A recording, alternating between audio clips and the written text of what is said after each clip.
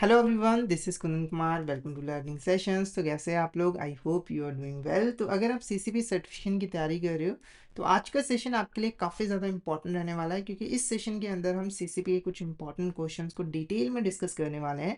तो इस सेशन को आपको शुरू से लेकर एंड तक ज़रूर देखना है और अपने फ्रेंड्स एंड कलीग्स के साथ भी ज़रूर शेयर करना है, ताकि वो भी इस सेशन का बेनिफिट ले सके। अब फटाफट से बिना किसी देरी के आज के सेशन को स्टार्ट करते हैं। तो आज का फर्स्ट क्वेश्चन देखो। Dash is a process of evaluating borrower's creditworthiness before sanctioning a loan. It involves assessing the borrower's ability and willingness to repay a loan, ensuring the safety and profitability of the funds lent. Option है इस process को loan disbursement कहा जाता है, option B credit appraisal कहा जाता है, loan recovery कहा जाता है, या फिर डेट रिस्ट्रक्चरिंग। तो क्या लग रहा है आपको, इसका करेक्ट आंसर क्या होगा? तो इसका तो इसका जो करेक्ट आंसर है वो है option B, credit appraisal is a correct answer. ठीक है। तो क्रेडिट अप्रेजल एक ऐसी प्रोसेस होती है जिसके अंदर एक बैंक किसी भी बॉर्वर को लोन देने से पहले बॉर्वर की क्रेडिट वर्दीनेस को चेक करता है, यानी कि बॉर्वर की लोन को रिपे करने की एबिलिटी और विलिंगनेस को चेक करता है, ताकि बैंक इंश्योर कर पाए कि बैंक के जो फंड्स हैं वो सेफ रहें, साथ ही साथ उसके ऊपर वो अच्छा खासा रिटर्न भी कमाए। ठीक है। तो जैसे ही एक बॉर्वर किसी बैंक के पास लोन की एप्लीकेशन देता है, तो बैंक सबसे पहले उस बॉर्वर की क्रेडिट वर्दीनेस को चेक करता है, और बैंक सिर्फ उन्हीं बॉर्वर्स को लोन देता है जिनकी क्रेडिट वर्दीनेस अच्छी होती है। तो ऑप्शन बी, क्रेडिट अप्रेजल, आपका करेक्ट आंसर रहेगा। नेक्स्ट क्वेश्चन की बात करते हैं। What is the primary objective of credit appraisal? Credit appraisal का प्राइमरी ऑब्जेक्टिव क्या होता है? पहला, बैंक के प्रॉफिट को मैक्सिमाइज करना हायर इंटरेस्ट रेट चार्ज करके, या फिर बैंक के कस्टमर बेस को तेजी से एक्सपैंड करना, या फिर जो लोन डॉक्यूमेंटेशन प्रोसेस है उसको सिंप्लीफाई करना, या फिर जो क्रेडिट रिस्क है उसको मिनिमाइज करना। तो इसका जो करेक्ट आंसर रहेगा वो रहेगा option D is a correct answer. ठीक है। तो देखो, एक बैंक जब भी लोन देता है ना, तो वहां पर बैंक जो है वो क्रेडिट रिस्क फेस करता है। अब ये क्रेडिट रिस्क क्या होता है? तो बेसिकली देखो, बोरोवर के डिफॉल्ट करने की वजह से बैंक को जो लॉस के चांसेस होते हैं उसी को हम क्रेडिट रिस्क कहते हैं। जैसे कि जब एक बैंक लोन देता है किसी बोरोवर को, तो अगर यहाँ पर बोरोवर ने डिफॉल्ट कर दिया तो बैंक का सारा जो पैसा है वो डूब जाता है, साथ ही साथ इंटरेस्ट इनकम भी बैंक को नहीं मिलती है, और बैंक को इसकी वजह से लॉस होता है। ठीक है। तो क्रेडिट अप्रेजल का प्राइमरी पर्पस यही होता है कि क्रेडिट रिस्क को मिनिमाइज किया जा सके। ये कैसे किया जाता है? तो सिर्फ उन्हीं बॉर्गर्स को लोन देकर जिनकी क्रेडिट वर्दीनेस अच्छी होती है, क्योंकि इन ये जो बॉर्गर्स होते हैं वो लोन को टाइम पर जो है वो रिपे कर देते हैं। मतलब कि कोई गारंटी तो नहीं होती, पर संभावना होती है कि ये लोन को रिपे जो है वो कर देंगे। ठीक है। तो ऑप्शन डी आपका करेक्ट आंसर जो है वो रहेगा। नेक्स्ट क्वेश्चन की बात करते हैं। Which of the following is not a part of 8 P's of credit appraisal? देखो, जब हम यहाँ पर क्रेडिट अप्रेजल करते हैं ना, तो हम 8 इंपॉर्टेंट फैक्टर्स को कंसीडर करते हैं, यानी कि इनको स्टडी करते हैं, इनका एनालिसिस करते हैं, जिनको हम 8 P's कहते हैं, क्योंकि इन फैक्टर्स के जो नाम है वो पी से ही स्टार्ट होते हैं। तो वो 8 P's क्या है, पहले उसको डिस्कस कर लेते हैं, फिर इस क्वेश्चन का आंसर करेंगे। तो पहला जो पी है वो है प्रोजेक्ट। जब भी कोई बोरवर बैंक के पास लोन लेने के लिए आता है, तो बैंक पहले ये चेक करता है कि बोरवर का पर्पस क्या है लोन लेने का, वो क्या करना चाहता है। जैसे एग्जांपल के मान के चलिए, बोरवर है, वो अपना बिजनेस स्टार्ट करना चाहता है।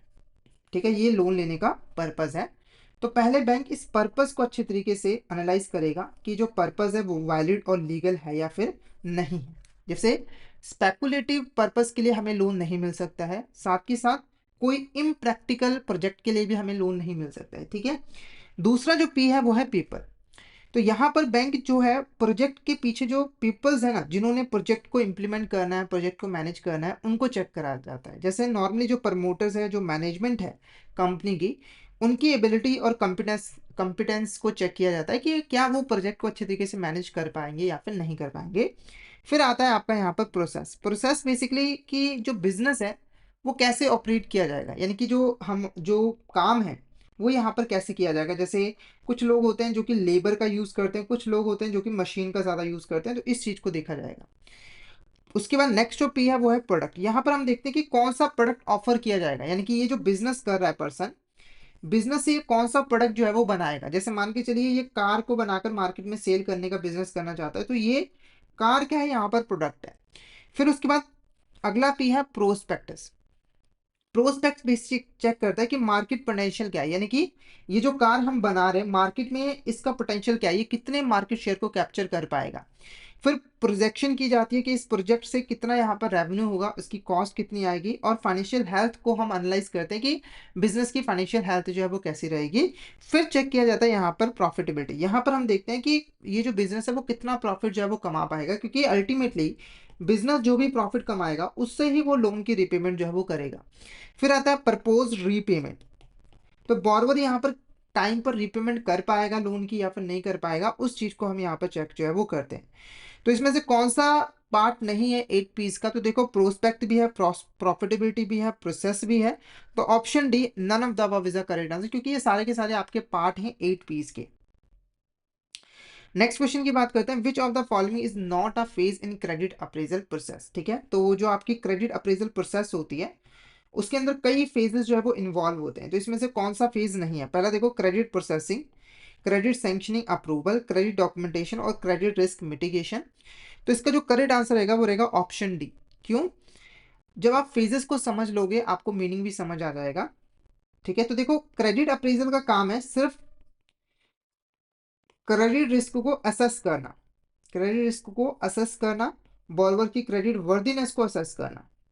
ठीक है, पर क्रेडिट रिस्क को मिटिगेट करने का जो काम है वो क्रेडिट अप्रेजल का नहीं है। ये आपको क्रेडिट रिस्क कितना फेज हम कर रहे हैं उसके बारे में बता देगा, आगे इसको कैसे मिटिगेट किया जाएगा वो काम हम क्रेडिट अप्रेजल के अंदर जो है वो नहीं करते। ठीक है, जो मेन फेजेस हैं, पहला जो फेज है वो है क्रेडिट प्रोसेसिंग। इस फेज के अंदर एक जो बॉर्रोवर होता है वो बैंक के पास लोन लेने के लिए अप्लाई करता है, एप्लीकेशन देता है, और जो भी नेसेसरी डॉक्यूमेंट्स होते हैं वो बैंक के पास सबमिट करवाता है। फिर उसके बाद दूसरा जो फेज होता है वो क्रेडिट सैंक्शन और अप्रूवल का होता है। यहाँ पर जो एप्लीकेशन है और जो डॉक्यूमेंट्स है उसके बेसिस पे जो बैंक है वो एप्लीकेशन को या तो अप्रूव करता है या फिर रिजेक्ट करता है। अगर उसने अप्रूव कर दिया है तो आगे का काम होगा। नेक्स्ट जो हमारा स्टेज है वो है क्रेडिट डॉक्यूमेंटेशन, यानी कि यहाँ पर जो है इस फेज के अंदर जो भी आपकी एप्लीकेशन है उसको या तो अप्रूव किया जाता है या फिर रिजेक्ट किया जाता है। अगर अप्रूव हो जाता है तो यहाँ पर नेक्स्ट फेज की एंट्री होती है, वो फेज होता है क्रेडिट डॉक्यूमेंटेशन। यहाँ पर जो भी डॉक्यूमेंटेशन वगैरह है वो किए जाते हैं, यानी कि जो भी एग्रीमेंट्स वगैरह है वो बनाए जाते हैं और उनके ऊपर साइन वगैरह करवाए जाते हैं। ठीक है, ये 3 इंपॉर्टेंट फेज हो गए। उसके बाद चौथा फेज होता है डिसबर्समेंट का। यहाँ पर जो लोन अमाउंट है वो बॉर्रोवर को डिसबर्स कर दी जाती है, यानी कि लोन दे दिया जाता है। उसके बाद जो पांचवा फेज होता है मॉनिटरिंग का। मॉनिटरिंग के अंदर हम बेसिकली इंश्योर करते हैं कि जो बॉर्रोवर है वो लोन के पैसे को सिर्फ ऑथराइज पर्पस के लिए ही यूज करे। साथ के साथ हम मॉनिटरिंग इसलिए भी करते हैं ताकि हम इंश्योर कर पाए कि हमारा जो लोन का पैसा है वो टाइम के ऊपर जो है वो रिपे हो जाए, यानी कि हम बॉर्रोवर की जो कैश फ्लोज है उसके ऊपर नजर जो है वो रखते हैं। ठीक है, तो ऑप्शन डी आपका यहाँ पर करेक्ट आंसर जो है वो रहेगा। उसके बाद देखो which of the following are phases of due diligence. ठीक है, तो इसमें से कौन सा हमारा यहाँ पर फेज होता है ड्यू डिलिजेंस का। सबसे पहले ड्यू डिलिजेंस क्या है इसको थोड़ा सा यहाँ पर समझिए। ड्यू डिलिजेंस एक ऐसी प्रोसेस होती है जिसके अंदर हम बॉर्रोवर्स के जितने भी इंपॉर्टेंट क्रेडेंशियल्स होते हैं, यानी कि बॉर्रोवर से रिलेटेड जो भी इंफॉर्मेशन होता है उसको हम वेरीफाई करते हैं कि वो एक्यूरेट है या फिर नहीं है, ताकि हम क्रेडिट रिस्क को असेस कर पाए। साथ के साथ जो डिफरेंट लॉज हैं जैसे कि केवाईसी, एएमएल, पीएमएलए, उनके साथ भी जो है कंप्लायंस कर पाए। जैसे कि एग्जांपल के लिए एक बॉर्रोवर है, उसने यहाँ पर जो एप्लीकेशन दी है उसके अंदर उसने जो डिटेल्स भरी है और जो इसने डॉक्यूमेंट्स बैंक के पास सबमिट करवाए हैं उनको वेरीफाई करने का जो काम है वो ड्यू डिलिजेंस प्रोसेस के अंदर जो है वो किया जाता है। ड्यू डिलिजेंस के काफी सारे यहाँ पर प्रोसेस होते हैं, फेजेस होते हैं। तो पहला देखो initial interaction, business data review, active evaluation और फिजिकल वेरिफिकेशन। तो ये चारों के चारों फेजेस होते हैं ड्यू डिलिजेंस के। इनिशियल इंटरेक्शन के अंदर जो बेसिक इंफॉर्मेशन होती है बॉर्रोवर की, ठीक है, जैसे वो क्या काम करता है, कितनी सैलरी है ना, उस चीज को हम वेरीफाई करते हैं।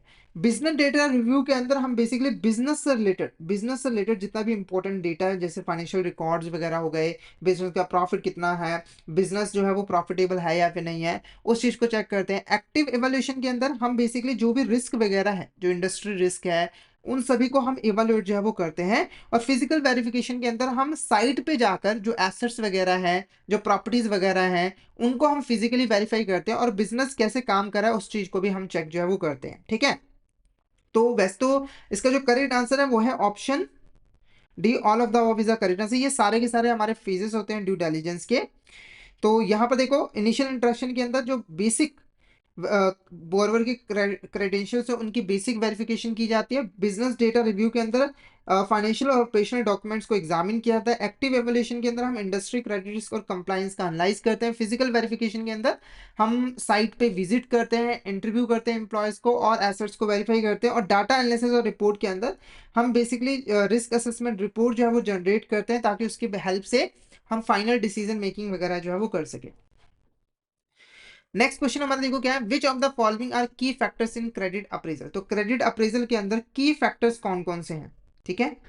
सबसे पहले देखो financial analysis, business viability, employee count या फिर मैनेजमेंट इवैल्यूएशन। तो इनमें से कौन से ऐसे की फैक्टर्स हैं जिनको हम यहाँ पर कंसीडर करते हैं क्रेडिट अप्रेजल करते वक्त। फटाफट से इसका आंसर बताइए, इसका आंसर आपको क्या लग रहा है। Financial analysis, business viability, employee count या फिर मैनेजमेंट इवैल्यूएशन, क्या होगा इसका करेक्ट आंसर। तो इसका जो करेक्ट आंसर है वो है option C is a correct answer. 1 2 4 is a correct answer, ठीक है। देखो फाइनेंशियल एनालिसिस के अंदर हम कंपनीज के जितने भी फाइनेंशियल रिकॉर्ड्स होते हैं उनको चेक करते हैं ताकि उससे हम कंपनी की फाइनेंशियल परफॉर्मेंस और पोजीशन के बारे में जान सके। बिजनेस वेबिलिटी के अंदर हम बिजनेस की जो फिजिबिलिटी है वो चेक करते हैं कि ये जो बिजनेस हम कर रहे हैं, यानी कि जो बॉर्वर बिजनेस कर रहा है वो प्रॉफिटेबल है या फिर नहीं है, क्या ये इतना रेवेन्यू जनरेट कर पाएगा जिससे हम कॉस्ट को कवर करने के बाद कुछ सरप्लस प्रॉफिट कमा पाए, ठीक है। और एम्प्लॉय काउंट तो यहाँ पर है नहीं, इसको हम कंसीडर नहीं करते। मैनेजमेंट इवोल्यूशन के अंदर हम मैनेजमेंट की जो कंपिटेंस होती है उसको चेक करते हैं कि एक मैनेजमेंट क्या सही अपना काम सही तरीके से कर रही है या फिर नहीं कर रही है। तो ऑप्शन सी आपका करेक्ट आंसर जो है वो रहेगा। नेक्स्ट क्वेश्चन की बात करते हैं, what does LEI stand in the context of corporate borrowing, ठीक है। कॉर्पोरेट बॉर्बिंग का मतलब है जो बड़े बड़े जो कॉर्पोरेट्स होते हैं जब वो लोन लेते हैं बैंक से, तो इस केस में LEI का क्या मतलब है। पहला देखो, legal entity identifier, loan exposure indicator, liability evolution index या फिर लैंडिंग एलिजिबिलिटी इंस्ट्रूमेंट। तो क्या लग रहा है आपको इसका करेक्ट आंसर क्या होगा, फटाफट से चैट बॉक्स में बताइए।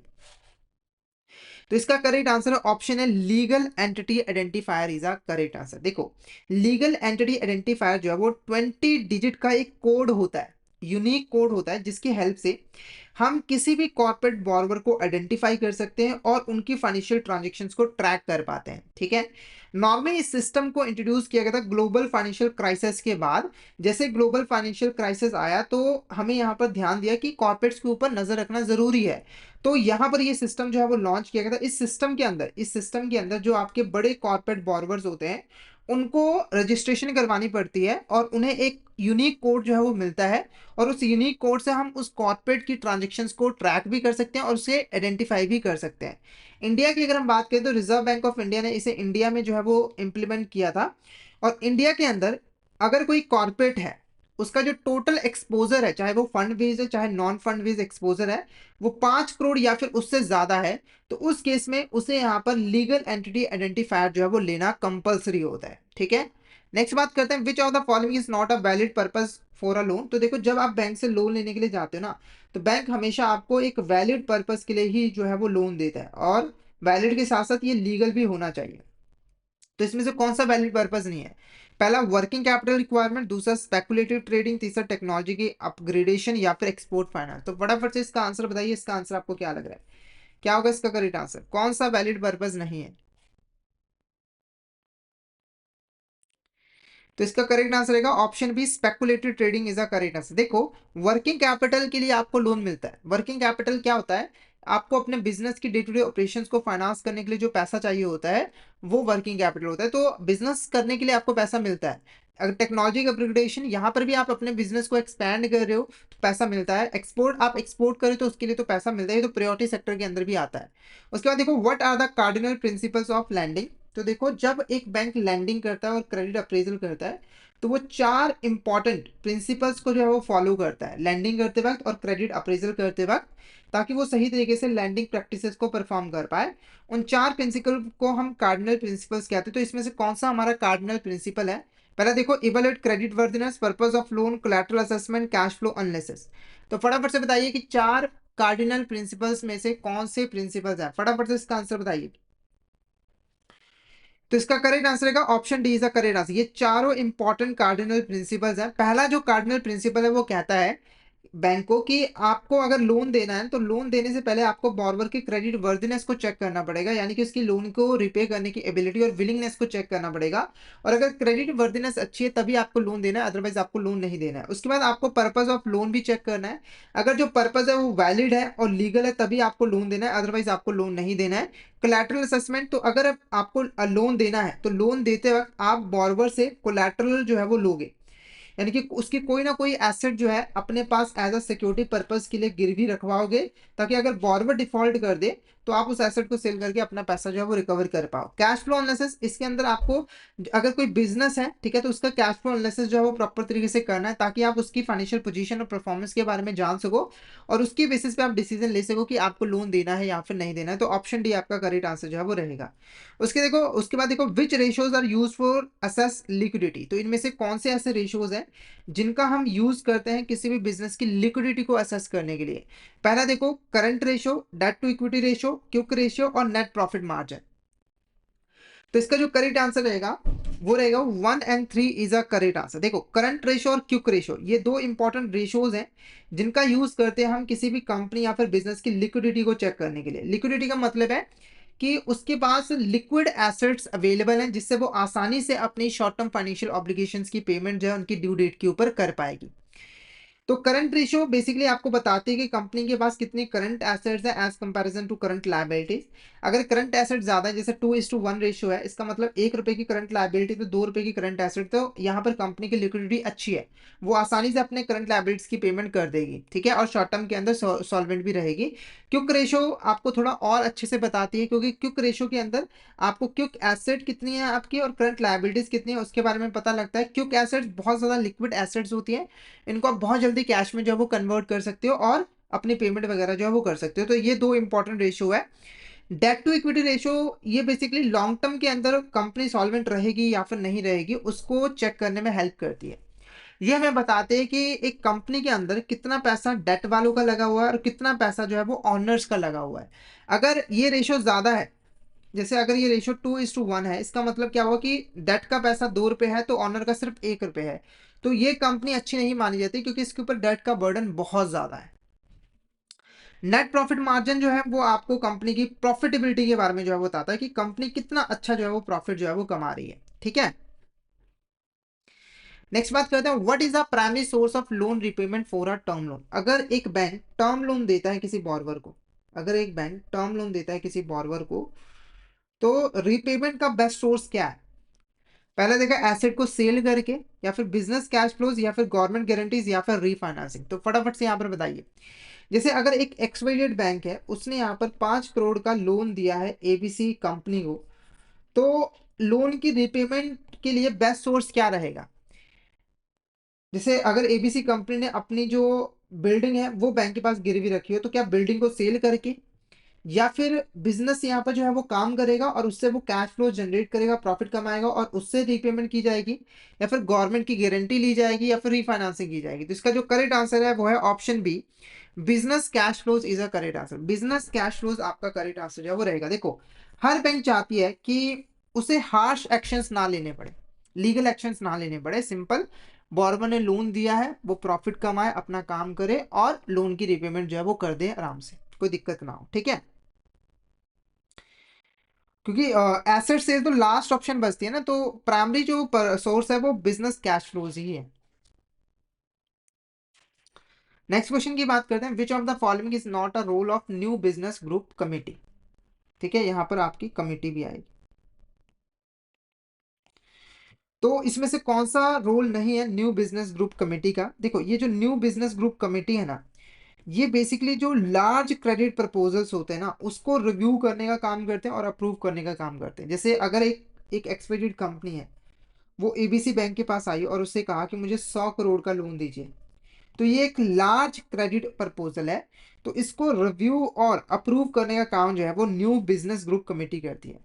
इसका ऑब्जेक्टिव यही होता है कि जितने भी हाई वैल्यू लोन्स हैं वो बेसिकली बॉर्रोवर की क्रेडिट वर्दीनेस को असेस करने के बाद ही दिए जाए, साथ के साथ रिस्क को असेस करने के बाद ही दिए जाए, और जब लोन दिया जाए तो बैंक की पॉलिसीज और रिस्क एपेटाइट के अंदर ही जो है वो लोन दिया जाए, यही यहाँ पर पर्पज है न्यू बिजनेस ग्रुप कमेटी का। सिंपल भाषा में कहूँ तो लार्ज क्रेडिट जो हाई वैल्यू लोन्स है उसको सही तरीके से देना, यही इसका मेन पर्पस जो है वो रहता है। तो इसमें से कौन सा रोल नहीं है? पहला देखो, लार्ज क्रेडिट प्रपोजल्स को अप्रूव करना, ठीक है। उसके बाद setting loan interest rate, conducting site visits, या फिर इंश्योरिंग पॉलिसी कंप्लाइंट। तो इसका जो करेक्ट आंसर रहेगा वो रहेगा conducting site visits is the correct answer. तो ये साइट विजिट्स नहीं करते हैं, इसके लिए बाकी के एम्प्लॉयज होते हैं। तो सबसे पहले यहाँ पर लार्ज क्रेडिट प्रपोजल्स को अप्रूव करती है ये कमेटी। फिर यहाँ पर जो इंटरेस्ट रेट है इन लार्ज क्रेडिट प्रपोजल के ऊपर, उसको भी सेट करने का काम यही कमेटी करती है, यानी कि रिस्क के हिसाब से इंटरेस्ट रेट को जो है वो सेट किया जाता है, और पॉलिसीज के साथ भी कंप्लायंस किया जाए, इसको भी इंश्योर करने का काम यही कमेटी जो है वो करती है, ठीक है। उसके बाद देखो, which documents are check during the credit validation. तो यहाँ पर कौन से ऐसे डॉक्यूमेंट्स हैं जिसको चेक किया जाता है क्रेडिट वैलिडेशन के अंदर?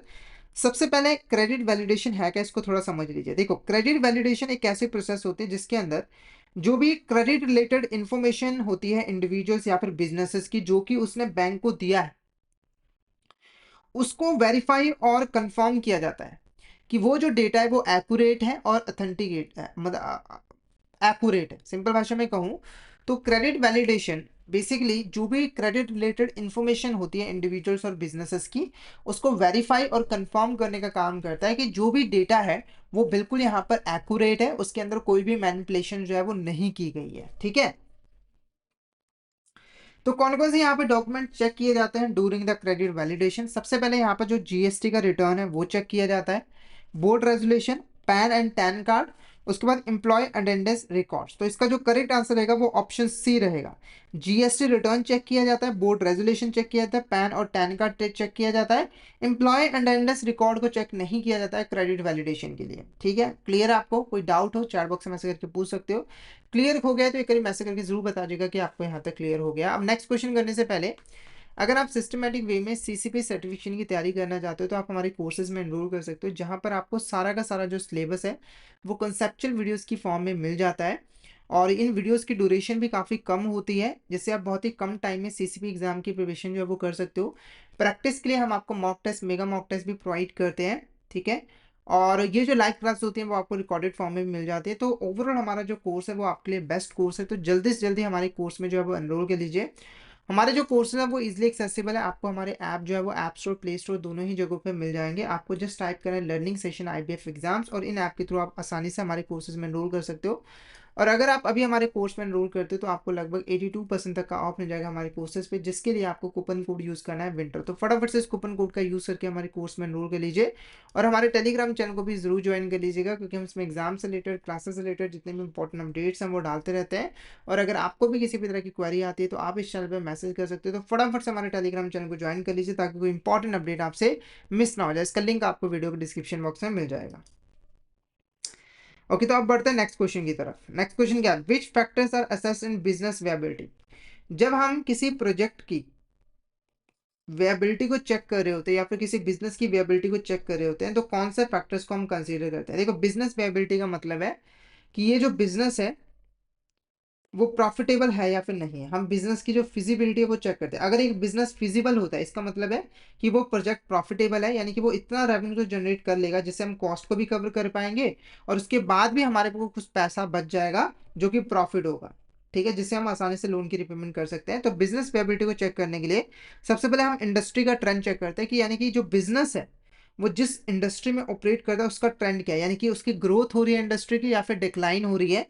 उसके बाद break even analysis. Break even analysis के अंदर हम ये चेक करते हैं कि एक बिजनेस का ब्रेक इवन पॉइंट यहाँ पर क्या है। ब्रेक इवन पॉइंट एक ऐसा पॉइंट होता है जहां पर कंपनी ना तो प्रॉफिट कमा रही होती है और ना ही लॉस कमा रही होती है, यानी कि इस पॉइंट के ऊपर कंपनी की जो टोटल कॉस्ट होता है वो टोटल रेवेन्यू के इक्वल जो है वो हो जाता है, ठीक है।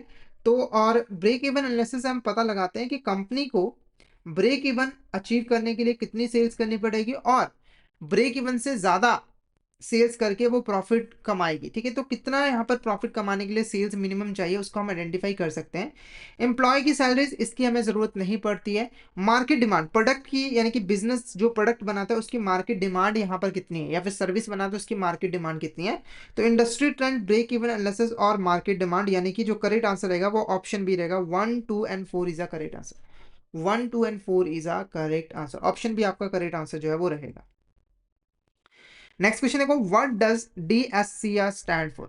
DSCR का फुल फॉर्म यहाँ पर क्या है? पहला देखो, debt service coverage ratio, default security compliance report, dividend shareholder compensation ratio, या फिर डिपॉजिट सिक्योरिटी क्रेडिट रेटिंग। तो फटाफट से इसका आंसर बताइए, इसका आंसर आपको क्या लग रहा है, क्या होगा इसका करेक्ट आंसर? DSCR का फुल फॉर्म यहाँ पर क्या है? तो इसका जो करेक्ट आंसर है वो है ऑप्शन है, date service coverage ratio is a correct answer. Date service coverage ratio is a correct answer. देखो, डेट सर्विस कवरेज रेशियो हमें बताता है कि एक कंपनी कितने आसानी से अपनी लोन की रिपेमेंट जो है वो कर पाएगी, क्योंकि लोन की जो रिपेमेंट है, इंटरेस्ट की जो रिपेमेंट है, ठीक है, वो कितनी है कंपनी की, और उसके कंपैरिजन में कंपनी की अर्निंग कितनी है, उस चीज को मेजर करता है डेट सर्विस कवरेज रेशियो। अगर अर्निंग ज्यादा है तो वो आसानी से लोन की रिपेमेंट कर पाएगा इंटरेस्ट के साथ, अगर अर्निंग कम है तो वो लोन की रिपेमेंट सही से नहीं कर पाएगा, ठीक है। तो करेक्ट आंसर क्या देगा? Option is the correct answer. उसके बाद देखो, which which which is not a type of collateral in lending. तो इसमें से कौन सी हमारी यहाँ पर कोलैटरल नहीं होती है लैंडिंग के अंदर? Tangible security, primary security, employee contracts, या फिर कोलैटरल सिक्योरिटी। तो इसका जो करेक्ट आंसर रहेगा वो ऑप्शन सी रहेगा। Option C is a correct answer. Option C आपका करेक्ट आंसर रहेगा। देखो, टेंजिबल सिक्योरिटी जब आप कोई फिजिकल एसेट बैंक के पास गिरवी रखते हो। प्राइमरी सिक्योरिटी की मतलब यहाँ पर क्या है? तो देखो, जैसे अगर आपने कोई होम लोन लिया है, तो आप उस होम लोन से जो घर बनाते हो ना, वो बैंक के पास यहाँ पर गिरवी होती है, और उसको हम प्राइमरी सिक्योरिटी कहते हैं। यानी कि आपने जिस एसेट को बनाने के लिए लोन लिया है, जब उसी एसेट को बैंक के पास गिरवी रखते हैं तो वो प्राइमरी सिक्योरिटी होती है।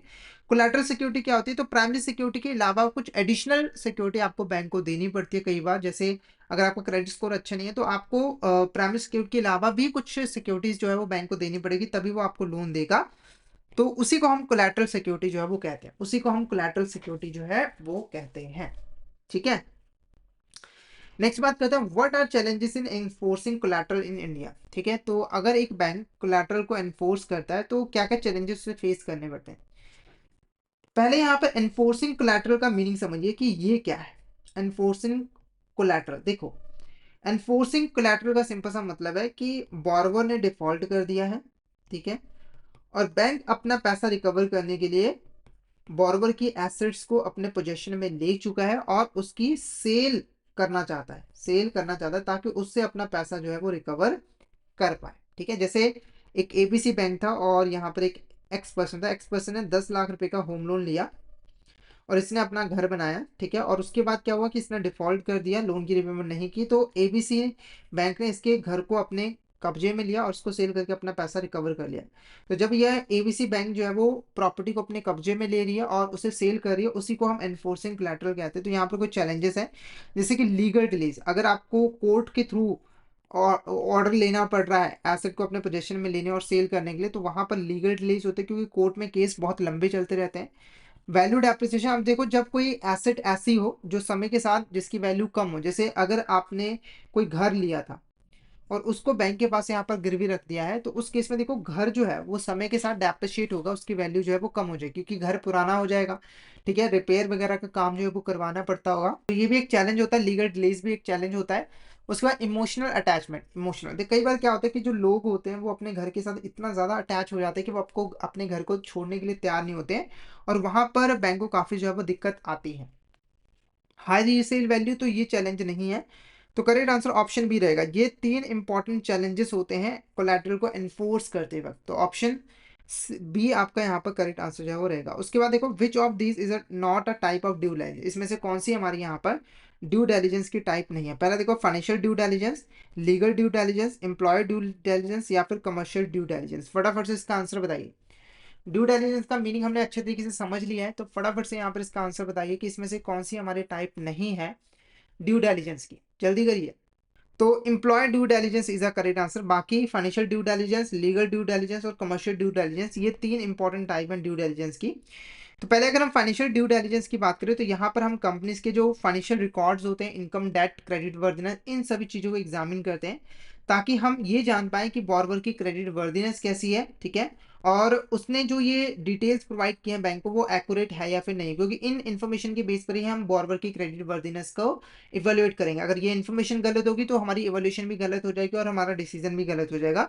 अब फाइनेंशियल ड्यू डिलिजेंस करने के लिए हम बेसिकली सिबिल या फिर CRIF, high mark, experience, AOFX की जो रिपोर्ट्स हैं उसको चेक करते हैं, ताकि हम बोरोवर की जो क्रेडिट हिस्ट्री है उसको जो है वो चेक कर पाए।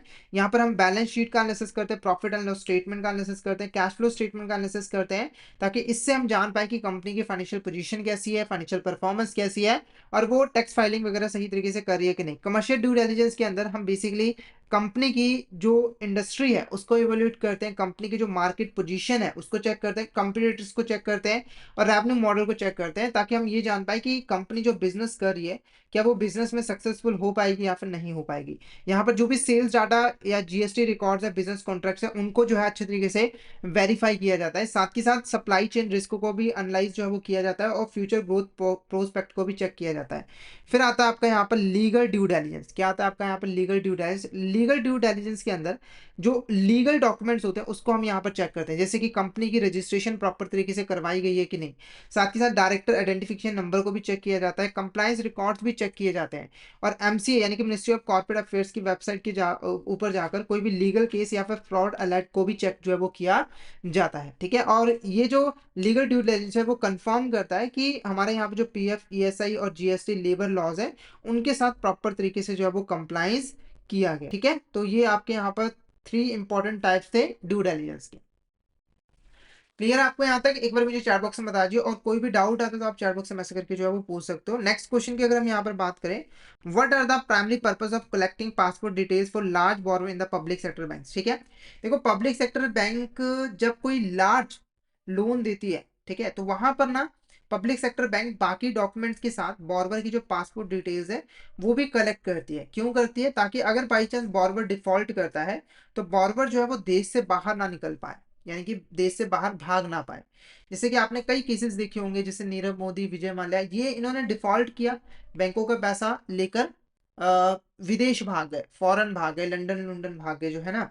तो इस चीज को रोकने के लिए इस सिस्टम को लेकर आया गया था, ताकि अगर कोई बॉर्बर डिफॉल्ट करता है तो समय रहते जो पब्लिक सेक्टर बैंक्स है उसकी पासपोर्ट डिटेल जो है वो इमिग्रेशन डिपार्टमेंट्स को, अथॉरिटीज को दे पाए, ताकि वो उसको देश से बाहर निकलने से रोक सके। ठीक है, तो क्या पर्पस है? Primary purpose to track international business opportunities, या फिर prevent loan defaults and report defaulter to immigration authorities, और to verify the borrower's travel history, या फिर to comply with the international banking standards. तो इसका करेक्ट आंसर क्या रहेगा? Option B is the correct answer. मतलब कि लोन डिफॉल्ट्स को प्रिवेंट करना, साथ ही साथ अगर डिफॉल्ट होता है तो इमिग्रेशन अथॉरिटीज को डिफॉल्टर्स के बारे में रिपोर्ट करना। तो ऑप्शन बी आपका यहाँ पर करेक्ट आंसर जो है वो रहेगा, option B is a correct answer. Next question की बात करते हैं, which of the following is not a valid exemption under the LEI requirement in India? तो LEI, ठीक है, LEI के बारे में ऑलरेडी हमने यहाँ पे पढ़ लिया है। ठीक है, अब ये जो LEI की जो रिक्वायरमेंट है वो कुछ एंटिटीज के ऊपर एप्लीकेबल नहीं होते, जैसे कि जो गवर्नमेंट डिपार्टमेंट्स होते हैं और जो एजेंसीज होते हैं ना, उनके ऊपर ये रिक्वायरमेंट जो है वो नहीं होती है, यानी कि उन्हें LEI जो है वो लेने की जरूरत नहीं पड़ती है।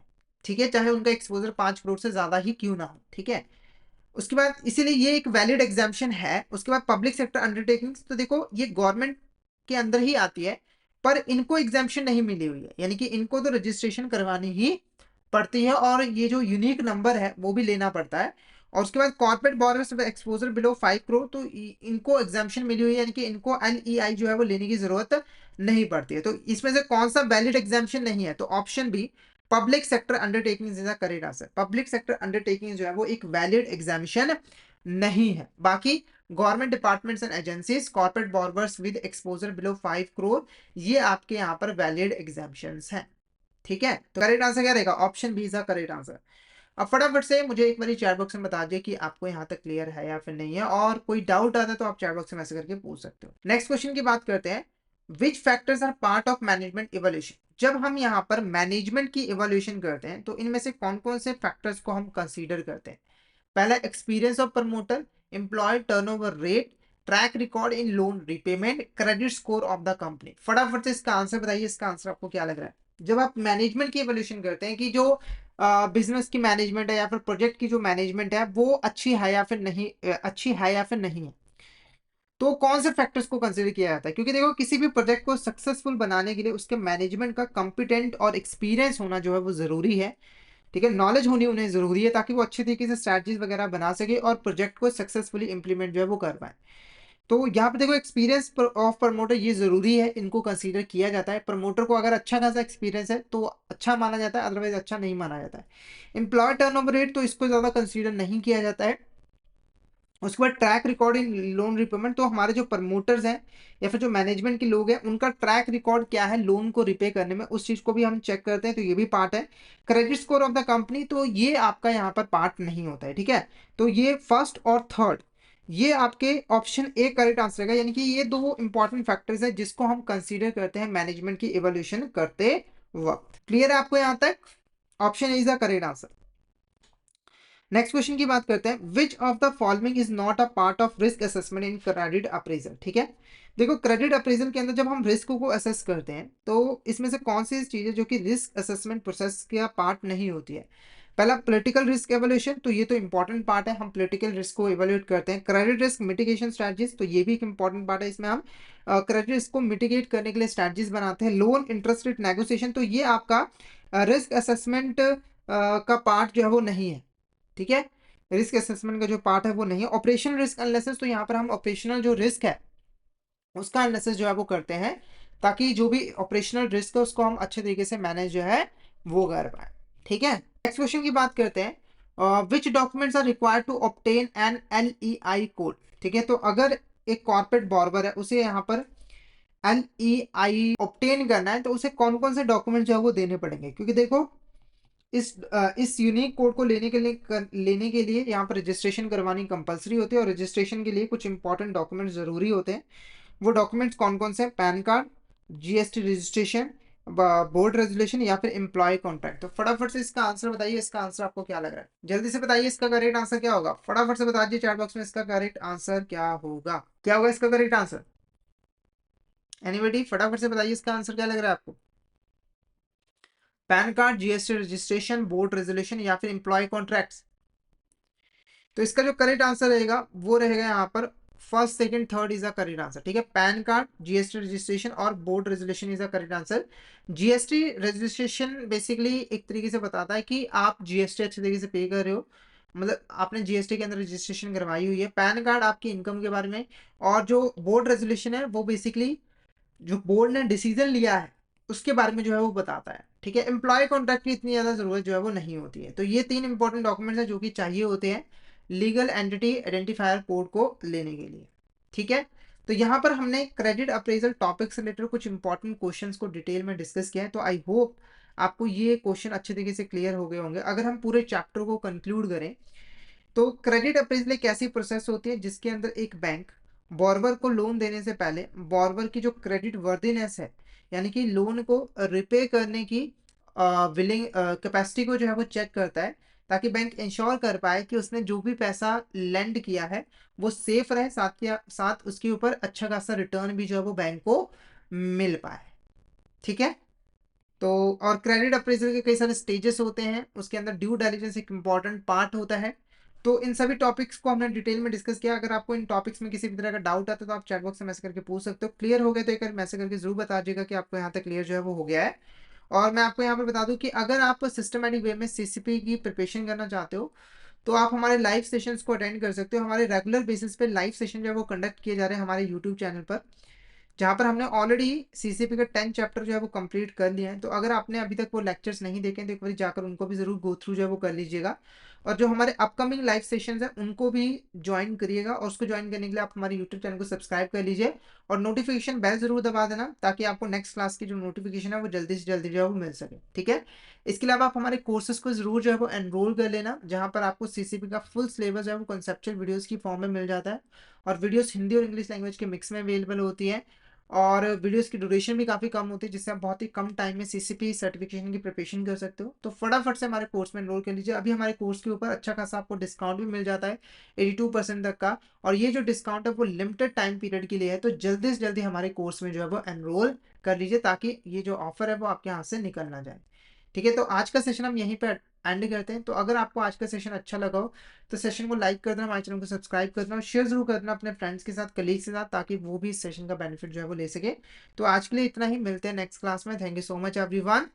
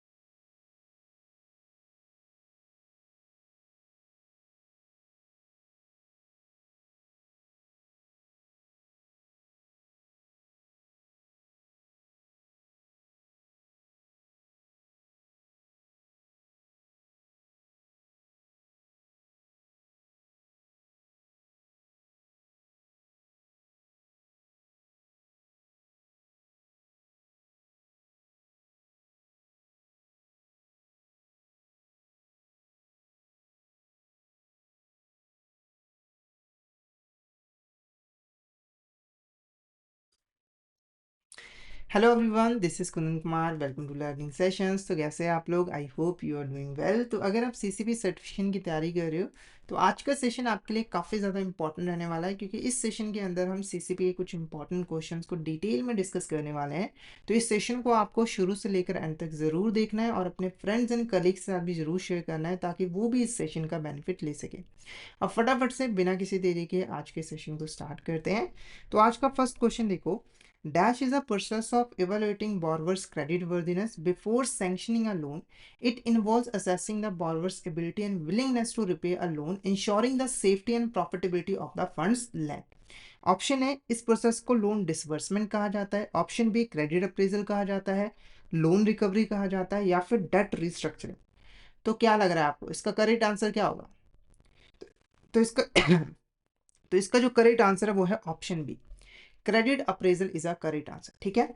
तो क्रेडिट अप्रेजल एक ऐसी प्रोसेस होती है जिसके अंदर एक बैंक किसी भी बॉर्वर को लोन देने से पहले बॉर्वर की क्रेडिट वर्दीनेस को चेक करता है, यानी कि बॉर्वर की लोन को रिपे करने की एबिलिटी और विलिंगनेस को चेक करता है, ताकि बैंक इंश्योर कर पाए कि बैंक के जो फंड्स हैं वो सेफ रहें, साथ ही साथ उसके ऊपर वो अच्छा खासा रिटर्न भी कमाए।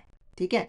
तो जैसे ही एक बॉर्वर किसी बैंक के पास लोन की एप्लीकेशन देता है, तो बैंक सबसे पहले उस बॉर्वर की क्रेडिट वर्दीनेस को चेक करता है, और बैंक सिर्फ उन्हीं बॉर्वर्स को लोन देता है जिनकी क्रेडिट वर्दीनेस अच्छी होती है। तो ऑप्शन बी, क्रेडिट अप्रेजल, आपका करेक्ट आंसर रहेगा। नेक्स्ट क्वेश्चन की बात करते हैं। What is the primary objective of credit appraisal? Credit appraisal का प्राइमरी ऑब्जेक्टिव क्या होता है? पहला, बैंक के प्रॉफिट को मैक्सिमाइज करना हायर इंटरेस्ट रेट चार्ज करके, या फिर बैंक के कस्टमर बेस को तेजी से एक्सपैंड करना, या फिर जो लोन डॉक्यूमेंटेशन प्रोसेस है उसको सिंप्लीफाई करना, या फिर जो क्रेडिट रिस्क है उसको मिनिमाइज करना। तो इसका जो करेक्ट आंसर रहेगा वो रहेगा option D is a correct answer. ठीक है। तो देखो, एक बैंक जब भी लोन देता है ना, तो वहां पर बैंक जो है वो क्रेडिट रिस्क फेस करता है। अब ये क्रेडिट रिस्क क्या होता है? तो बेसिकली देखो, बोरोवर के डिफॉल्ट करने की वजह से बैंक को जो लॉस के चांसेस होते हैं उसी को हम क्रेडिट रिस्क कहते हैं। जैसे कि जब एक बैंक लोन देता है किसी बोरोवर को, तो अगर यहाँ पर बोरोवर ने डिफॉल्ट कर दिया तो बैंक का सारा जो पैसा है वो डूब जाता है, साथ ही साथ इंटरेस्ट इनकम भी बैंक को नहीं मिलती है, और बैंक को इसकी वजह से लॉस होता है। ठीक है। तो क्रेडिट अप्रेजल का प्राइमरी पर्पस यही होता है कि क्रेडिट रिस्क को मिनिमाइज किया जा सके। ये कैसे किया जाता है? तो सिर्फ उन्हीं बॉर्वर्स को लोन देकर जिनकी क्रेडिट वर्दीनेस अच्छी होती है, क्योंकि इन ये जो बॉर्वर्स होते हैं वो लोन को टाइम पर जो है वो रिपे कर देते हैं। मतलब कि कोई गारंटी तो नहीं होती, पर संभावना होती है कि ये लोन को रिपे जो है वो कर देंगे। ठीक है। तो ऑप्शन डी आपका करेक्ट आंसर जो है वो रहेगा। नेक्स्ट क्वेश्चन की बात करते हैं। Which of the following is not a part of 8 P's of credit appraisal? देखो, जब हम यहाँ पर क्रेडिट अप्रेजल करते हैं ना, तो हम 8 इंपॉर्टेंट फैक्टर्स को कंसीडर करते हैं, यानी कि इनको स्टडी करते हैं, इनका एनालिसिस करते हैं, जिनको हम 8 P's कहते हैं, क्योंकि इन फैक्टर्स के जो नाम है वो पी से ही स्टार्ट होते हैं। तो वो 8 P's क्या है, पहले उसको डिस्कस कर लेते हैं, फिर इस क्वेश्चन का आंसर करेंगे। तो पहला जो पी है वो है प्रोजेक्ट। जब भी कोई बोरवर बैंक के पास लोन लेने के लिए आता है, तो बैंक पहले ये चेक करता है कि बोरवर का पर्पस क्या है लोन लेने का, वो क्या करना चाहता है। जैसे एग्जांपल के मान के चलिए, बोरवर है, वो अपना बिजनेस स्टार्ट करना चाहता है। ठीक है, ये लोन लेने का पर्पस है। तो पहले बैंक इस पर्पस को अच्छे तरीके से एनालाइज करेगा कि जो पर्पस है वो वैलिड और लीगल है या फिर नहीं है। जैसे स्पेकुलेटिव पर्पस के लिए हमें लोन नहीं मिल सकता है, साथ ही साथ कोई इम्प्रैक्टिकल प्रोजेक्ट के लिए भी हमें लोन नहीं मिल सकता है। ठीक है। दूसरा जो पी है वो है पीपल। तो यहाँ पर बैंक जो है प्रोजेक्ट के पीछे जो पीपल्स है ना, जिन्होंने प्रोजेक्ट को इम्प्लीमेंट करना है, प्रोजेक्ट को मैनेज करना है, उनको चेक कराया जाता है। जैसे नॉर्मली जो प्रमोटर्स है, जो मैनेजमेंट है कंपनी की, उनकी एबिलिटी और कॉम्पिटेंस को चेक किया जाता है कि क्या वो प्रोजेक्ट को अच्छे तरीके से मैनेज कर पाएंगे या फिर नहीं कर पाएंगे। फिर आता है आपका यहाँ पर प्रोसेस। प्रोसेस बेसिकली कि जो बिजनेस है वो कैसे ऑपरेट किया जाएगा, यानी कि जो काम है वो यहाँ पर कैसे किया जाएगा। जैसे कुछ लोग होते हैं जो कि लेबर का यूज़ करते हैं, कुछ लोग होते हैं जो कि मशीन का ज़्यादा यूज़ करते हैं, तो इस चीज़ को देखा जाएगा। उसके बाद नेक्स्ट जो पी है वो है प्रोडक्ट। यहाँ पर हम देखते हैं कि कौन सा प्रोडक्ट ऑफर किया जाएगा, यानी कि ये जो बिजनेस कर रहा है पर्सन, बिजनेस से ये कौन सा प्रोडक्ट जो है वो बनाएगा। जैसे मान के चलिए ये कार को बनाकर मार्केट में सेल करने का बिजनेस करना चाहता है, तो ये कार क्या है, यहाँ पर प्रोडक्ट है। फिर उसके बाद अगला पी है प्रोस्पेक्टस। प्रोस्पेक्ट बेसिक चेक करता है कि मार्केट पोटेंशियल क्या है, यानी कि ये जो कार हम बना रहे हैं मार्केट में इसका पोटेंशियल क्या है, ये कितने मार्केट शेयर को कैप्चर कर पाएगा। फिर प्रोजेक्शन की जाती है कि इस प्रोजेक्ट से कितना यहाँ पर रेवेन्यू होगा, उसकी कॉस्ट कितनी आएगी, और फाइनेंशियल हेल्थ को हम एनालाइज करते हैं कि बिजनेस की फाइनेंशियल हेल्थ जो है वो कैसी रहेगी। फिर चेक किया जाता है यहाँ पर प्रॉफिटेबिलिटी, यहाँ पर हम देखते हैं कि ये जो बिजनेस है वो कितना प्रॉफिट जो है वो कमा पाएगा, क्योंकि अल्टीमेटली बिजनेस जो भी प्रॉफिट कमाएगा उससे ही वो लोन की रिपेमेंट जो है वो करेगा। फिर आता है प्रपोज रीपेमेंट, तो बॉर्वर यहाँ पर टाइम पर रिपेमेंट कर पाएगा लोन की या फिर नहीं कर पाएगा, उस चीज को हम यहाँ पर चेक जो है वो करते हैं। तो इसमें से कौन सा पार्ट नहीं है 8 पीस का, तो देखो प्रोस्पेक्ट भी है, प्रॉफिटेबिलिटी भी है, प्रोसेस भी है। तो option D none of the above is the correct answer, क्योंकि ये सारे के सारे आपके पार्ट हैं 8 पीस के। नेक्स्ट क्वेश्चन की बात करते हैं, which of the following is not a phase in credit appraisal process. ठीक है, तो जो आपकी क्रेडिट अप्रेजल प्रोसेस होती है उसके अंदर कई फेजेस जो है वो इन्वॉल्व होते हैं, तो इसमें से कौन सा फेज नहीं है। पहला देखो credit processing, credit sanctioning approval, credit documentation और क्रेडिट रिस्क मिटिगेशन। तो इसका जो करेक्ट आंसर रहेगा वो रहेगा ऑप्शन डी। क्यों? जब आप फेजेस को समझ लोगे आपको मीनिंग भी समझ आ जाएगा। ठीक है, तो देखो क्रेडिट अप्रेजल का काम है सिर्फ क्रेडिट रिस्क को असेस करना, क्रेडिट रिस्क को असेस करना, बॉर्रोवर की क्रेडिट वर्दीनेस को असेस करना। ठीक है, पर क्रेडिट रिस्क को मिटिगेट करने का जो काम है वो क्रेडिट अप्रेजल का नहीं है। ये आपको क्रेडिट रिस्क कितना फेज हम कर रहे हैं उसके बारे में बता देगा, आगे इसको कैसे मिटिगेट किया जाएगा वो काम हम क्रेडिट अप्रेजल के अंदर जो है वो नहीं करते। ठीक है, जो मेन फेजेस हैं, पहला जो फेज है वो है क्रेडिट प्रोसेसिंग। इस फेज के अंदर एक जो बॉर्रोवर होता है वो बैंक के पास लोन लेने के लिए अप्लाई करता है, एप्लीकेशन देता है, और जो भी नेसेसरी डॉक्यूमेंट्स होते हैं वो बैंक के पास सबमिट करवाता है।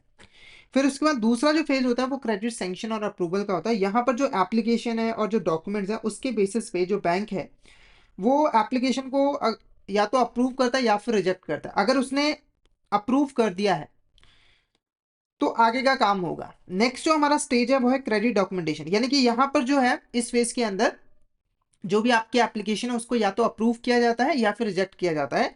अगर अप्रूव हो जाता है तो यहाँ पर नेक्स्ट फेज की एंट्री होती है, वो फेज होता है क्रेडिट डॉक्यूमेंटेशन। यहाँ पर जो भी डॉक्यूमेंटेशन वगैरह है वो किए जाते हैं, यानी कि जो भी एग्रीमेंट्स वगैरह है वो बनाए जाते हैं और उनके ऊपर साइन वगैरह करवाए जाते हैं। ठीक है, ये 3 इंपॉर्टेंट फेज हो गए। उसके बाद चौथा फेज होता है डिसबर्समेंट का। यहाँ पर जो लोन अमाउंट है वो बॉर्रोवर को डिसबर्स कर दी जाती है, यानी कि लोन दे दिया जाता है। उसके बाद जो पांचवा फेज होता है मॉनिटरिंग का। मॉनिटरिंग के अंदर हम बेसिकली इंश्योर करते हैं कि जो बॉर्रोवर है वो लोन के पैसे को सिर्फ ऑथराइज पर्पस के लिए ही यूज करे। साथ के साथ हम मॉनिटरिंग इसलिए भी करते हैं ताकि हम इंश्योर कर पाए कि हमारा जो लोन का पैसा है वो टाइम के ऊपर जो है वो रिपे हो जाए, यानी कि हम बॉर्रोवर की जो कैश फ्लोज है उसके ऊपर नजर जो है वो रखते हैं। ठीक है, तो ऑप्शन डी आपका यहाँ पर करेक्ट आंसर जो है वो रहेगा। उसके बाद देखो which of the following are phases of due diligence. ठीक है, तो इसमें से कौन सा हमारा यहाँ पर फेज होता है ड्यू डिलिजेंस का। सबसे पहले ड्यू डिलिजेंस क्या है इसको थोड़ा सा यहाँ पर समझिए। ड्यू डिलिजेंस एक ऐसी प्रोसेस होती है जिसके अंदर हम बॉर्रोवर्स के जितने भी इंपॉर्टेंट क्रेडेंशियल्स होते हैं, यानी कि बॉर्रोवर से रिलेटेड जो भी इंफॉर्मेशन होता है उसको हम वेरीफाई करते हैं कि वो एक्यूरेट है या फिर नहीं है, ताकि हम क्रेडिट रिस्क को असेस कर पाए। साथ के साथ जो डिफरेंट लॉज हैं जैसे कि केवाईसी, एएमएल, पीएमएलए, उनके साथ भी जो है कंप्लायंस कर पाए। जैसे कि एग्जांपल के लिए एक बॉर्रोवर है, उसने यहाँ पर जो एप्लीकेशन दी है उसके अंदर उसने जो डिटेल्स भरी है और जो इसने डॉक्यूमेंट्स बैंक के पास सबमिट करवाए हैं उनको वेरीफाई करने का जो काम है वो ड्यू डिलिजेंस प्रोसेस के अंदर जो है वो किया जाता है। ड्यू डिलिजेंस के काफी सारे यहाँ पर प्रोसेस होते हैं, फेजेस होते हैं। तो पहला देखो initial interaction, business data review, active evaluation और फिजिकल वेरिफिकेशन। तो ये चारों के चारों फेजेस होते हैं ड्यू डिलिजेंस के। इनिशियल इंटरेक्शन के अंदर जो बेसिक इंफॉर्मेशन होती है बॉर्रोवर की, ठीक है, जैसे वो क्या काम करता है, कितनी सैलरी है ना, उस चीज को हम वेरीफाई करते हैं। बिजनेस डेटा रिव्यू के अंदर हम बेसिकली बिजनेस से रिलेटेड जितना भी इंपॉर्टेंट डेटा है जैसे फाइनेंशियल रिकॉर्ड्स वगैरह हो गए, बिजनेस का प्रॉफिट कितना है, बिजनेस जो है वो प्रॉफिटेबल है या फिर नहीं है, उस चीज को चेक करते हैं। एक्टिव इवैल्यूएशन के अंदर हम बेसिकली जो भी रिस्क वगैरह है, जो इंडस्ट्री रिस्क है, उन सभी को हम इवैल्यूएट जो है वो करते हैं। और फिजिकल वेरिफिकेशन के अंदर हम साइट पे जाकर जो एसेट्स वगैरह हैं, जो प्रॉपर्टीज वगैरह हैं, उनको हम फिजिकली वेरीफाई करते हैं और बिजनेस कैसे काम कर रहा है उस चीज को भी हम चेक जो है वो करते हैं। ठीक है, तो वैसे तो इसका जो करेक्ट आंसर है वो है option D, all of the above is the correct answer. ये सारे के सारे हमारे फेजेस होते हैं ड्यू डिलिजेंस के।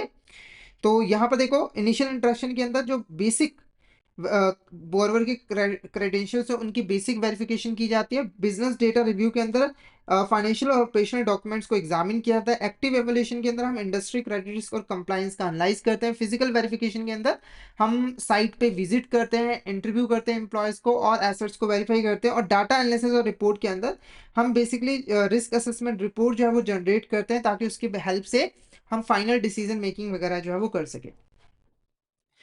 नेक्स्ट क्वेश्चन हमारा देखो क्या है, which of the following are key factors in credit appraisal. तो क्रेडिट अप्रेजल के अंदर की फैक्टर्स कौन कौन से हैं, ठीक है। सबसे पहले देखो financial analysis, business viability, employee count या फिर मैनेजमेंट इवैल्यूएशन। तो इनमें से कौन से ऐसे की फैक्टर्स हैं जिनको हम यहाँ पर कंसीडर करते हैं क्रेडिट अप्रेजल करते वक्त। फटाफट से इसका आंसर बताइए, इसका आंसर आपको क्या लग रहा है। Financial analysis, business viability, employee count या फिर मैनेजमेंट इवैल्यूएशन, क्या होगा इसका करेक्ट आंसर। तो इसका जो करेक्ट आंसर है वो है option C is a correct answer. 1 2 4 is a correct answer, ठीक है। देखो फाइनेंशियल एनालिसिस के अंदर हम कंपनीज के जितने भी फाइनेंशियल रिकॉर्ड्स होते हैं उनको चेक करते हैं ताकि उससे हम कंपनी की फाइनेंशियल परफॉर्मेंस और पोजीशन के बारे में जान सके। बिजनेस वेबिलिटी के अंदर हम बिजनेस की जो फिजिबिलिटी है वो चेक करते हैं कि ये जो बिजनेस हम कर रहे हैं, यानी कि जो बॉर्वर बिजनेस कर रहा है वो प्रॉफिटेबल है या फिर नहीं है, क्या ये इतना रेवेन्यू जनरेट कर पाएगा जिससे हम कॉस्ट को कवर करने के बाद कुछ सरप्लस प्रॉफिट कमा पाए, ठीक है। और एम्प्लॉय काउंट तो यहाँ पर है नहीं, इसको हम कंसीडर नहीं करते। मैनेजमेंट इवोल्यूशन के अंदर हम मैनेजमेंट की जो कंपिटेंस होती है उसको चेक करते हैं कि एक मैनेजमेंट क्या सही अपना काम सही तरीके से कर रही है या फिर नहीं कर रही है। तो ऑप्शन सी आपका करेक्ट आंसर जो है वो रहेगा। नेक्स्ट क्वेश्चन की बात करते हैं, what does LEI stand in the context of corporate borrowing. ठीक है, कॉर्पोरेट बॉर्बिंग का मतलब है जो बड़े बड़े जो कॉर्पोरेट्स होते हैं जब वो लोन लेते हैं बैंक से, तो इस केस में LEI का क्या मतलब है।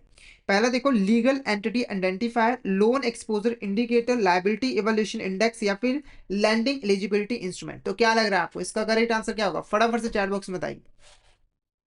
तो इसका करेक्ट आंसर है ऑप्शन है legal entity identifier is a correct answer. देखो लीगल एंटिटी आइडेंटिफायर जो है वो 20 डिजिट का एक कोड होता है, यूनिक कोड होता है जिसकी हेल्प से हम किसी भी कॉर्पोरेट बॉर्वर को आइडेंटिफाई कर सकते हैं और उनकी फाइनेंशियल ट्रांजैक्शंस को ट्रैक कर पाते हैं, ठीक है।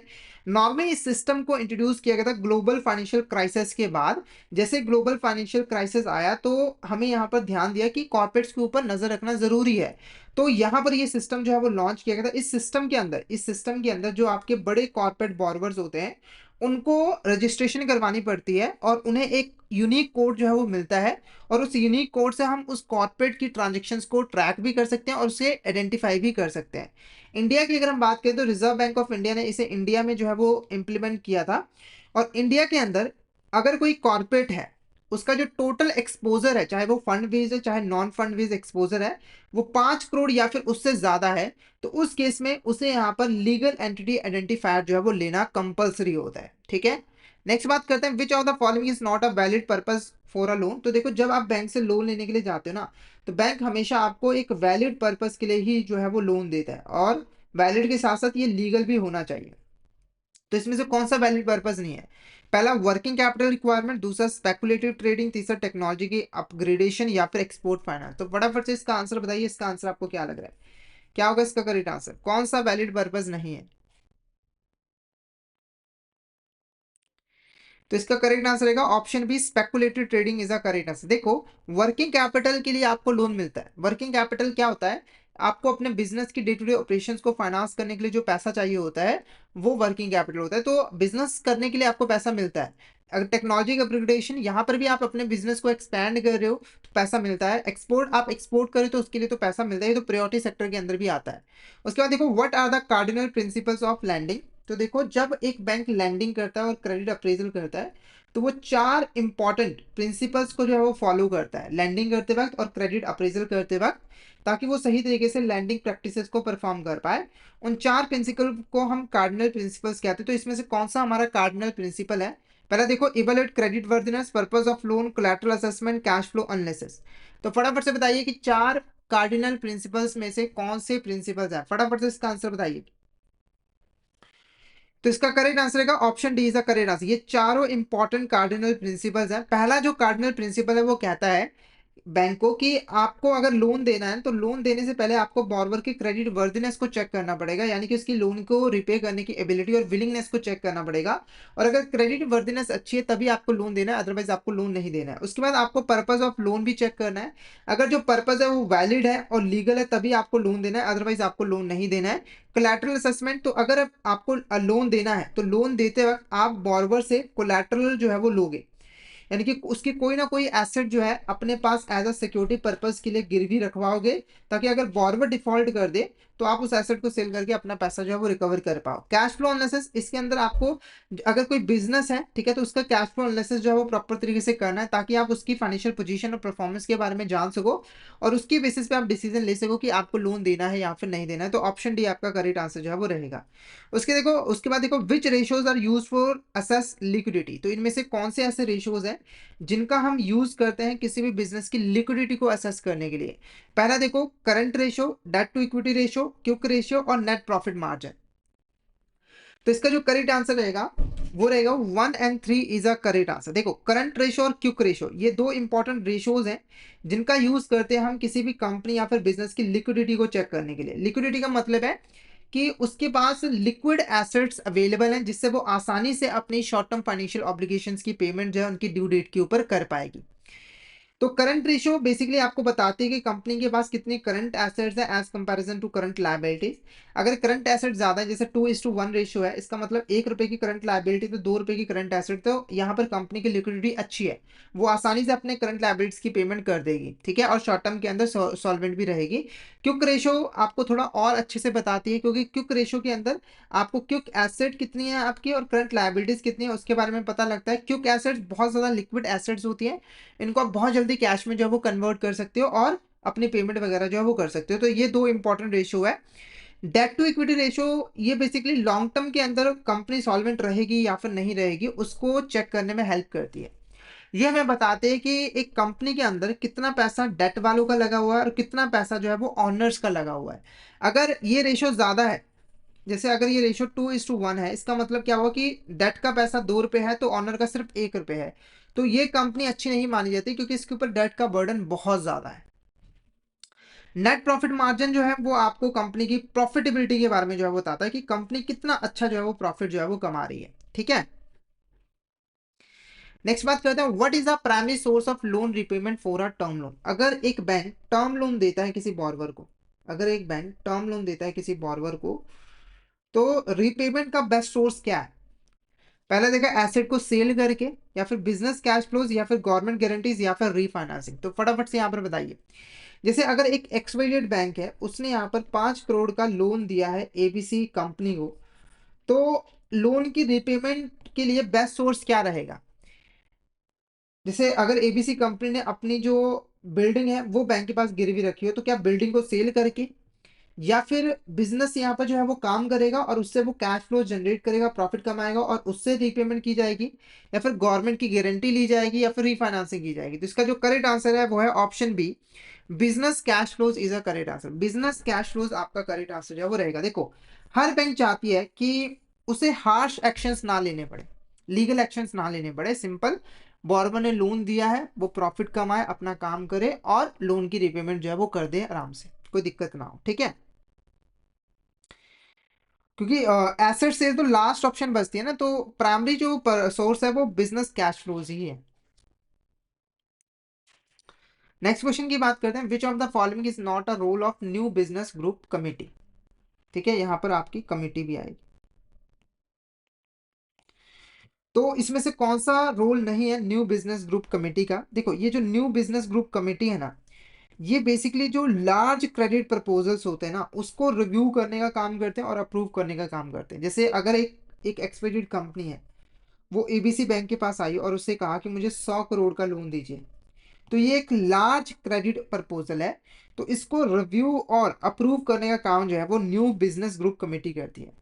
इसका ऑब्जेक्टिव यही होता है कि जितने भी हाई वैल्यू लोन्स हैं वो बेसिकली बॉर्रोवर की क्रेडिट वर्दीनेस को असेस करने के बाद ही दिए जाए, साथ के साथ रिस्क को असेस करने के बाद ही दिए जाए, और जब लोन दिया जाए तो बैंक की पॉलिसीज और रिस्क एपेटाइट के अंदर ही जो है वो लोन दिया जाए, यही यहाँ पर पर्पज है न्यू बिजनेस ग्रुप कमेटी का। सिंपल भाषा में कहूँ तो लार्ज क्रेडिट जो हाई वैल्यू लोन्स है उसको सही तरीके से देना, यही इसका मेन पर्पस जो है वो रहता है। तो इसमें से कौन सा रोल नहीं है? पहला देखो, लार्ज क्रेडिट प्रपोजल्स को अप्रूव करना, ठीक है। उसके बाद setting loan interest rate, conducting site visits, या फिर इंश्योरिंग पॉलिसी कंप्लाइंट। तो इसका जो करेक्ट आंसर रहेगा वो रहेगा conducting site visits is the correct answer. तो ये साइट विजिट्स नहीं करते हैं, इसके लिए बाकी के एम्प्लॉयज होते हैं। तो सबसे पहले यहाँ पर लार्ज क्रेडिट प्रपोजल्स को अप्रूव करती है ये कमेटी। फिर यहाँ पर जो इंटरेस्ट रेट है इन लार्ज क्रेडिट प्रपोजल के ऊपर, उसको भी सेट करने का काम यही कमेटी करती है, यानी कि रिस्क के हिसाब से इंटरेस्ट रेट को जो है वो सेट किया जाता है, और पॉलिसीज के साथ भी कंप्लायंस किया जाए, इसको भी इंश्योर करने का काम यही कमेटी जो है वो करती है, ठीक है। उसके बाद देखो, which documents are check during the credit validation. तो यहाँ पर कौन से ऐसे डॉक्यूमेंट्स हैं जिसको चेक किया जाता है क्रेडिट वैलिडेशन के अंदर? सबसे पहले क्रेडिट वैलिडेशन है क्या, इसको थोड़ा समझ लीजिए। देखो, क्रेडिट वैलिडेशन एक ऐसी प्रोसेस होती है जिसके अंदर जो भी क्रेडिट रिलेटेड इंफॉर्मेशन होती है इंडिविजुअल्स या फिर बिजनेसेस की, जो कि उसने बैंक को दिया है, उसको वेरीफाई और कंफर्म किया जाता है कि वो जो डेटा है वो एक्यूरेट है और ऑथेंटिकेट है, मतलब एक्यूरेट है। सिंपल भाषा में कहूँ तो क्रेडिट वैलिडेशन बेसिकली जो भी क्रेडिट रिलेटेड इंफॉर्मेशन होती है इंडिविजुअल्स और बिजनेसेस की, उसको वेरीफाई और कंफर्म करने का काम करता है कि जो भी डेटा है वो बिल्कुल यहाँ पर एक्यूरेट है, उसके अंदर कोई भी मैनिपुलेशन जो है वो नहीं की गई है, ठीक है। तो कौन कौन से यहाँ पे डॉक्यूमेंट चेक किए जाते हैं ड्यूरिंग द क्रेडिट वैलिडेशन? सबसे पहले यहाँ पर जो जीएसटी का रिटर्न है वो चेक किया जाता है, board resolution, pan and tan card, उसके बाद एम्प्लॉय अटेंडेंस रिकॉर्ड्स। तो इसका जो करेक्ट आंसर रहेगा वो ऑप्शन सी रहेगा। जीएसटी रिटर्न चेक किया जाता है, बोर्ड रेजोल्यूशन चेक किया जाता है, पैन और टैन कार्ड चेक किया जाता है, एम्प्लॉय अटेंडेंस रिकॉर्ड को चेक नहीं किया जाता है क्रेडिट वैलिडेशन के लिए, ठीक है। क्लियर? आपको कोई डाउट हो चैट बॉक्स में मैसेज करके पूछ सकते हो। क्लियर हो गया तो एक बार मैसेज करके जरूर बता दीजिएगा कि आपको यहाँ तक क्लियर हो गया। अब नेक्स्ट क्वेश्चन करने से पहले, अगर आप सिस्टमेटिक वे में सीसीपी सर्टिफिकेशन की तैयारी करना चाहते हो तो आप हमारे कोर्सेज में एनरोल कर सकते हो, जहाँ पर आपको सारा का सारा जो सिलेबस है वो कंसेप्चुअल वीडियोस की फॉर्म में मिल जाता है, और इन वीडियोस की ड्यूरेशन भी काफ़ी कम होती है, जिससे आप बहुत ही कम टाइम में सीसीपी एग्जाम की प्रिपरेशन जो है वो कर सकते हो। प्रैक्टिस के लिए हम आपको mock test, mega mock test भी प्रोवाइड करते हैं, ठीक है। और ये जो लाइव क्लास होती है वो आपको रिकॉर्डेड फॉर्म में भी मिल जाती है। तो ओवरऑल हमारा जो कोर्स है वो आपके लिए बेस्ट कोर्स है, तो जल्दी से जल्दी हमारे कोर्स में जो है वो एनरोल कर लीजिए। हमारे जो कोर्सेज है वो इजीली एक्सेसिबल है, आपको हमारे ऐप जो है वो ऐप स्टोर, प्ले स्टोर दोनों ही जगहों पे मिल जाएंगे। आपको जस्ट टाइप करें लर्निंग सेशन आईबीएफ एग्जाम्स, और इन ऐप के थ्रू आप आसानी से हमारे कोर्सेज में एनरोल कर सकते हो। और अगर आप अभी हमारे कोर्स में एनरोल करते हो तो आपको लगभग 82% तक का ऑफ मिल जाएगा हमारे कोर्सेज पे, जिसके लिए आपको कूपन कोड यूज़ करना है विंटर। तो फटाफट से इस कूपन कोड का यूज़ करके हमारे कोर्स में एनरोल कर लीजिए, और हमारे टेलीग्राम चैनल को भी जरूर ज्वाइन कर लीजिएगा, क्योंकि हम इसमें एग्जाम से रिलेटेड, क्लासेस से रिलेटेड जितने भी इंपॉर्टेंट अपडेट्स हैं वो डालते रहते हैं। और अगर आपको भी किसी भी तरह की क्वेरी आती है तो आप इस चैनल पर मैसेज कर सकते हो। तो फटाफट से हमारे टेलीग्राम चैनल को ज्वाइन कर लीजिए ताकि कोई इंपॉर्टेंट अपडेट आपसे मिस ना हो जाए। इसका लिंक आपको वीडियो के डिस्क्रिप्शन बॉक्स में मिल जाएगा।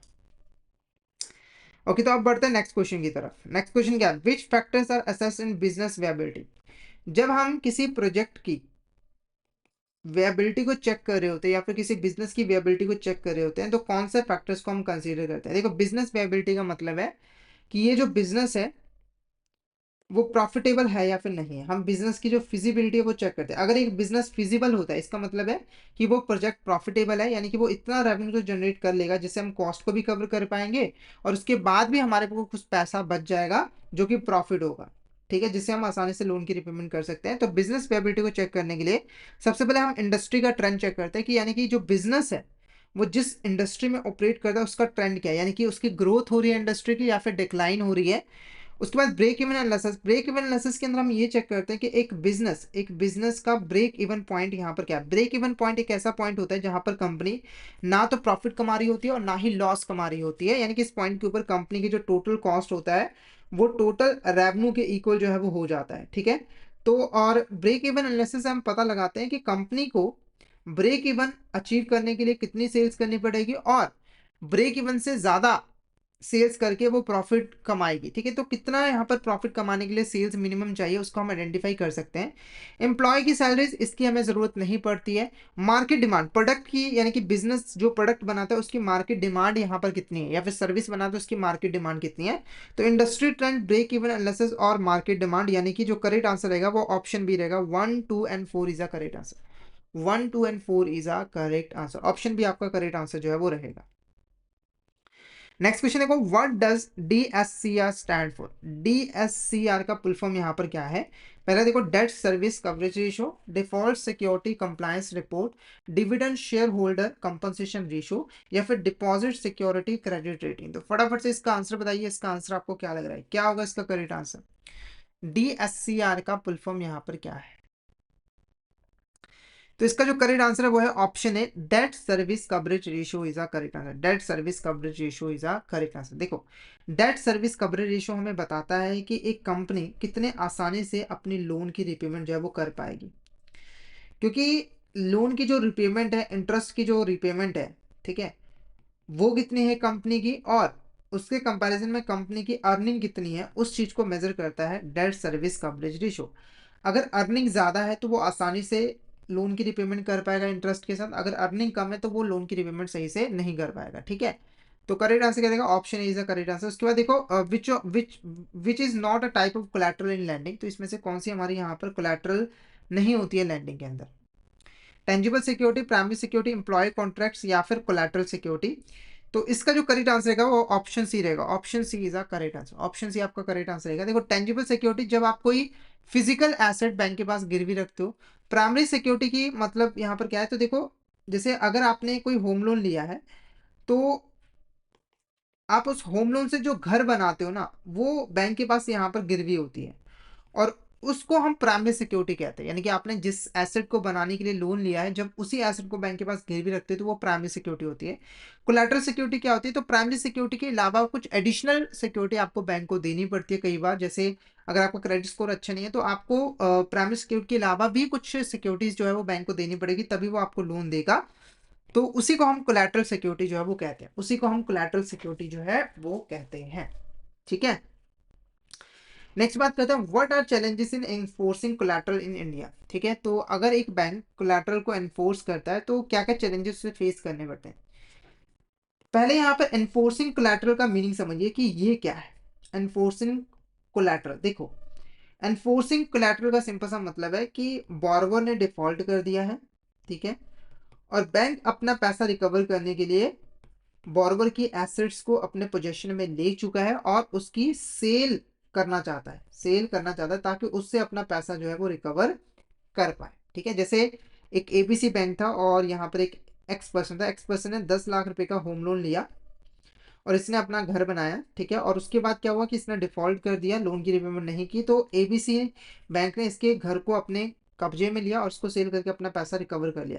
तो जब यह ABC बैंक जो है वो प्रॉपर्टी को अपने कब्जे में ले रही है और उसे सेल कर रही है, उसी को हम एनफोर्सिंग कोलैटरल कहते हैं। तो यहाँ पर कुछ चैलेंजेस हैं, जैसे कि लीगल डिलेज। अगर आपको कोर्ट के थ्रू और ऑर्डर लेना पड़ रहा है एसेट को अपने पोजेशन में लेने और सेल करने के लिए, तो वहां पर लीगल डिलेज होते हैं, क्योंकि कोर्ट में केस बहुत लंबे चलते रहते हैं। वैल्यू डेप्रिसिएशन, अब देखो, जब कोई एसेट ऐसी हो जो समय के साथ जिसकी वैल्यू कम हो, जैसे अगर आपने कोई घर लिया था और उसको बैंक के पास यहाँ पर गिरवी रख दिया है, तो उस केस में देखो घर जो है वो समय के साथ डेप्रिशिएट होगा, उसकी वैल्यू जो है वो कम हो जाएगी क्योंकि घर पुराना हो जाएगा, ठीक है, रिपेयर वगैरह का काम जो है वो करवाना पड़ता होगा। तो ये भी एक चैलेंज होता है, लीगल डिलेज भी एक चैलेंज होता है। उसके बाद इमोशनल अटैचमेंट। इमोशनल देख, कई बार क्या होता है कि जो लोग होते हैं वो अपने घर के साथ इतना ज़्यादा अटैच हो जाते हैं कि वो आपको अपने घर को छोड़ने के लिए तैयार नहीं होते हैं, और वहाँ पर बैंक को काफ़ी जो है वो दिक्कत आती है। हाई रीसेल वैल्यू, तो ये चैलेंज नहीं है। तो करेक्ट आंसर ऑप्शन बी रहेगा। ये तीन इंपॉर्टेंट चैलेंजेस होते हैं कोलैटरल को एनफोर्स करते वक्त, तो ऑप्शन बी आपका यहाँ पर करेक्ट आंसर जो है वो रहेगा। उसके बाद देखो, which of these is not a type of due diligence. इसमें से कौन सी हमारी यहाँ पर ड्यू डिलिजेंस की टाइप नहीं है? पहला देखो, financial due diligence, legal due diligence, employee due diligence, या फिर कमर्शियल ड्यू डिलिजेंस। फटाफट से इसका आंसर बताइए। ड्यू डिलिजेंस का मीनिंग हमने अच्छे तरीके से समझ लिया है, तो फटाफट से यहाँ पर इसका आंसर बताइए कि इसमें से कौन सी हमारी टाइप नहीं है ड्यू डिलिजेंस की, जल्दी करिए। तो employ due diligence is a correct answer. बाकी financial due diligence, legal due diligence और कमर्शियल ड्यू डिलिजेंस, ये तीन इंपॉर्टेंट टाइप हैं ड्यू डिलिजेंस की।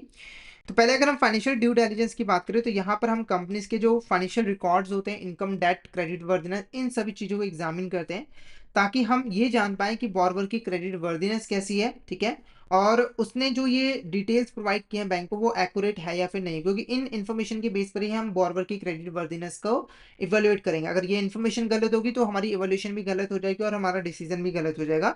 अब फाइनेंशियल ड्यू डिलिजेंस करने के लिए हम बेसिकली सिबिल या फिर CRIF, high mark, experience, AOFAX की जो रिपोर्ट्स हैं उसको चेक करते हैं, ताकि हम बॉर्वर की जो क्रेडिट हिस्ट्री है उसको जो है वो चेक कर पाए।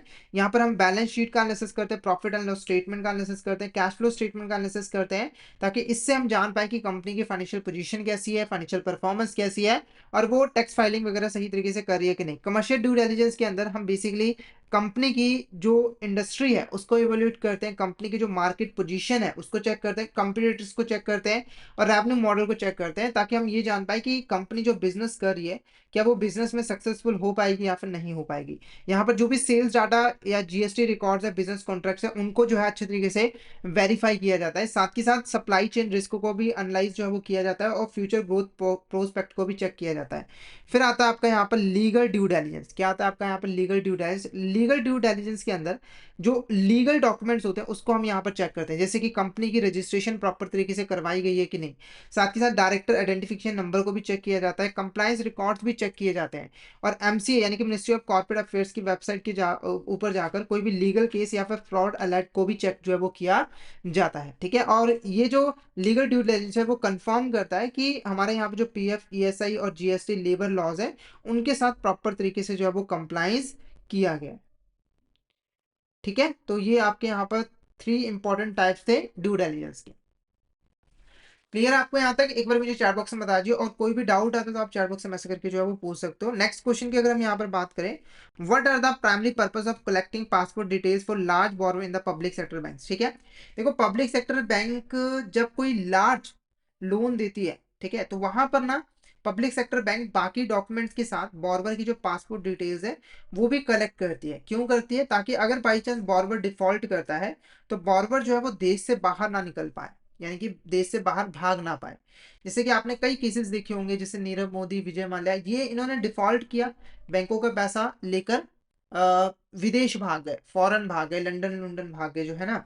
तो इस चीज को रोकने के लिए इस सिस्टम को लेकर आया गया था, ताकि अगर कोई बॉर्बर डिफॉल्ट करता है तो समय रहते जो पब्लिक सेक्टर बैंक्स है उसकी पासपोर्ट डिटेल जो है वो इमिग्रेशन डिपार्टमेंट्स को, अथॉरिटीज को दे पाए, ताकि वो उसको देश से बाहर निकलने से रोक सके। ठीक है, तो क्या पर्पस है? Primary purpose to track international business opportunities, या फिर prevent loan defaults and report defaulter to immigration authorities, और to verify the borrower's travel history, या फिर to comply with the international banking standards. तो इसका करेक्ट आंसर क्या रहेगा? Option B is the correct answer.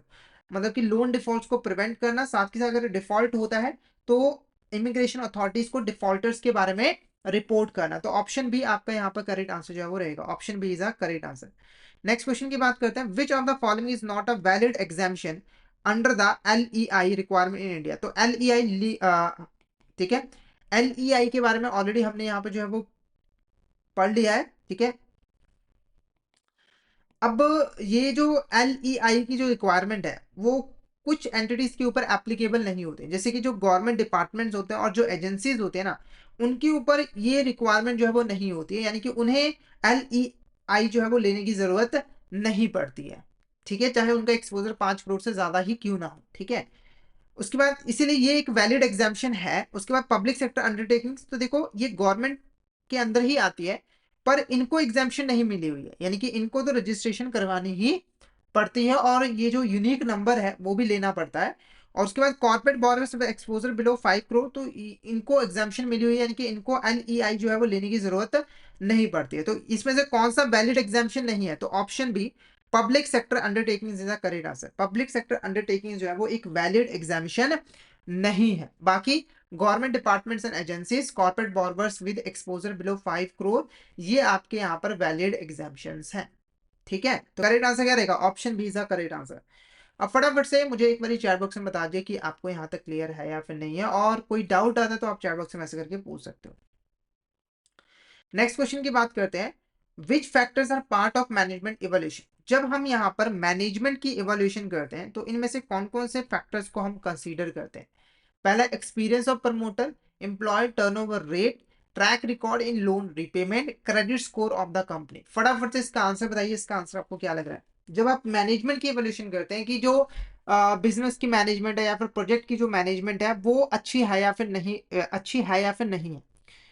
तो कौन से फैक्टर्स को कंसिडर किया जाता है, क्योंकि देखो किसी भी प्रोजेक्ट को सक्सेसफुल बनाने के लिए उसके मैनेजमेंट का कॉम्पिटेंट और एक्सपीरियंस होना जो है वो जरूरी है। ठीक है, नॉलेज होनी उन्हें जरूरी है ताकि वो अच्छे तरीके से स्ट्रैटेजीज वगैरह बना सके और प्रोजेक्ट को सक्सेसफुली इंप्लीमेंट जो है वो कर पाए। तो यहाँ पे देखो एक्सपीरियंस ऑफ प्रमोटर ये जरूरी है, इनको कंसीडर किया जाता है। प्रमोटर को अगर अच्छा खासा एक्सपीरियंस है तो अच्छा माना जाता है, अदरवाइज अच्छा नहीं माना जाता है। एम्प्लॉय टर्नओवर रेट तो इसको ज्यादा कंसीडर नहीं किया जाता है। उसके बाद track record in loan repayment, तो हमारे जो प्रमोटर्स हैं या फिर जो मैनेजमेंट के लोग हैं उनका ट्रैक रिकॉर्ड क्या है लोन को रिपे करने में, उस चीज को भी हम चेक करते हैं, तो ये भी पार्ट है। Credit score of the company, तो ये आपका यहाँ पर पार्ट नहीं होता है। ठीक है, तो ये फर्स्ट और थर्ड, ये आपके ऑप्शन ए करेक्ट आंसर है, यानी कि ये दो इंपॉर्टेंट फैक्टर्स हैं जिसको हम कंसीडर करते हैं मैनेजमेंट की इवोल्यूशन करते वक्त। क्लियर है आपको यहां तक? Option is the correct answer. Next question की बात करते हैं, which of the following is not a part of risk assessment in credit appraisal. ठीक है, देखो क्रेडिट अप्रेजल के अंदर जब हम रिस्क को असेस करते हैं तो इसमें से कौन सी चीजें जो कि रिस्क असेसमेंट प्रोसेस का पार्ट नहीं होती है। पहला पॉलिटिकल रिस्क एवोल्यूशन, तो ये तो इंपॉर्टेंट पार्ट है, हम पॉलिटिकल रिस्क को इवेल्युएट करते हैं। क्रेडिट रिस्क मिटिगेशन स्ट्रेटजीज, तो ये भी एक इंपॉर्टेंट पार्ट है, इसमें हम क्रेडिट रिस्क को मिटिगेट करने के लिए स्ट्रेटजीज बनाते हैं। लोन इंटरेस्ट रेट नेगोशिएशन, तो ये आपका रिस्क असेसमेंट का पार्ट जो है वो नहीं है।